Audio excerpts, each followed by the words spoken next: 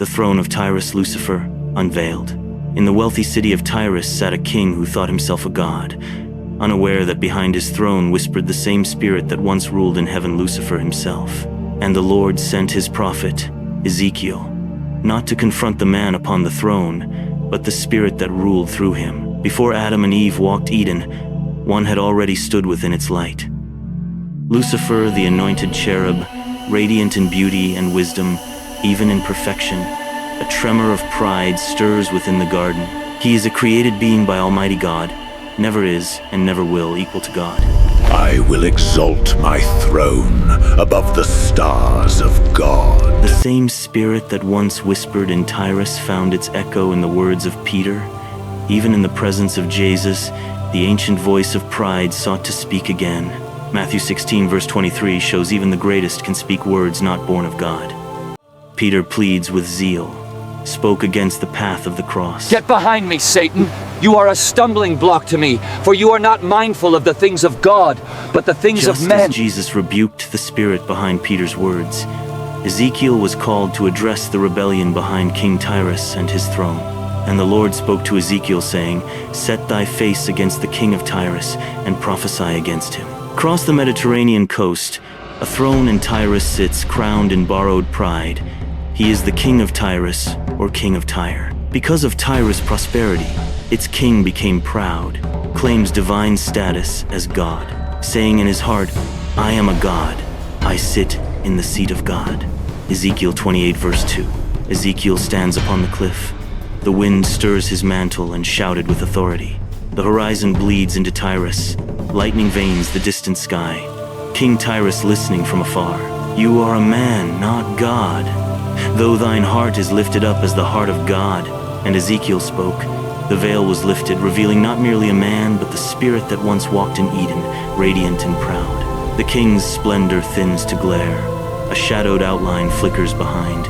Behind the King Tyrus' pride stood Lucifer perfect, placed once in Eden. "I will exalt my throne above the stars of God," Lucifer said then. Now King Tyrus is saying it now. As Christ once rebuked the voice behind Peter, so now Ezekiel rebuked the power behind Tyrus, the same defiance cloth and human pride. Ezekiel's eyes fix sharp. A city shimmers beyond the scroll and continues to say to King Tyrus, "Thou sealest up the sum, full of wisdom and perfect in beauty. Thou hast been in the Eden of God, every precious stone was thine covering. Thou was perfect in thine ways from the day thou was created, till iniquity was found in you." He said to King Tyrus, "Every throne lifted in pride will fall. Every spirit that exalts itself shall be cast down." His words aim at the rebellion. Spirit behind King Tyrus, not the man who wears the crown. Just as Jesus rebuked the spirit behind Peter's words. We know this because King Tyrus was never in Garden of Eden, neither was he an anointed cherub. Eden's first rebellion left a mark on the earth. And in Tyrus, century later, a king wore its echo like a crown. Eden opens wide. Eve listens as the serpent coils across the path. Her focus narrows. The garden glows, narrows as doubt takes shape. Lucifer had once walked these stones.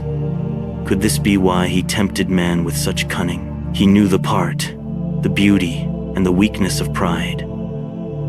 The serpent stills. The air tightens as a question coils unseen. She wavers. Beauty surrounds her, and pride's lure gleams at the edges. Peter's words, Eve's deception, King Tyrus's rebellion. Three different events, but one spirit behind all, Lucifer. That same shadow threatens the church, reminding all who listen that Lucifer's whispers are never silent. King of Tyrus was only a shadow. Lucifer fell once, but his whispers still rises in pride of men. That's why 1 John 4 verse 1 tells us, "We should not believe every spirit, but test the spirit to see whether they are from God." Ezekiel's rebuke to King of Tyrus in Ezekiel 28 verse 12 to 19 revealed the following truths about Lucifer before his fall. Verse 12 and verse 17. His creation, he was created by God. Verse 13. His location, Eden, Garden of God, and his beauty, every precious stone was his covering. Verse 14. His position, he was an anointed cherub. Verse 15. and verse 17. His fall through pride, verse 18 and verse 19. His final judgment through fire. Lucifer was perfect in his ways from the day he was created, till iniquity was found in him. Ezekiel 28 verse 15.